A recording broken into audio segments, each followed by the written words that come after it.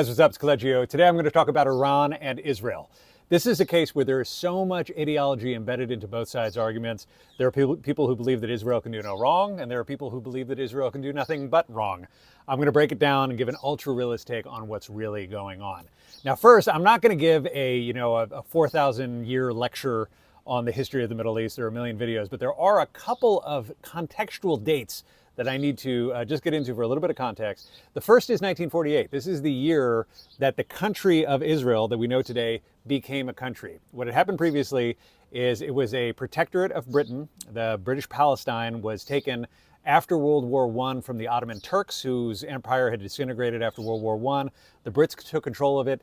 At that period of time, in that territory, it was roughly 30% Jews and about 70% Palestinian Arabs, 15% of whom were Christians, because they were still a holy land at that time. The rest were Muslim Palestinians. When Britain decided to leave, because this is a very, very unstable situation, Britain left, and there was a war that was fought between the Jews, the Palestinian Arabs, and all of the Arab neighbors. They fought with the Jews in Israel.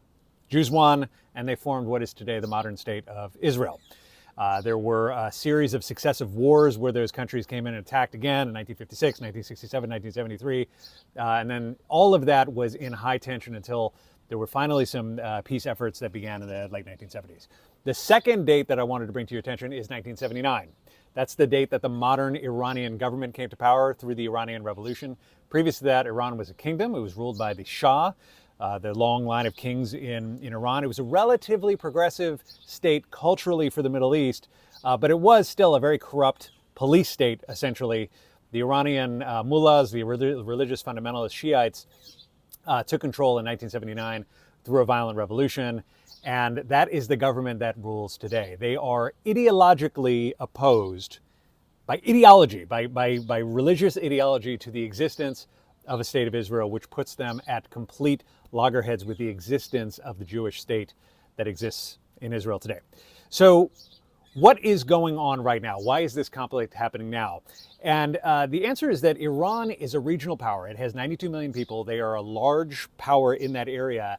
They seek to be a hegemon. Hegemon is a dominant power in the region. So you can kind of think of Iran wanting to be to the Middle East what Russia is to the Central Asian countries or what China is to the Southeast Asian countries. They kind of want to be a dominant power in the area.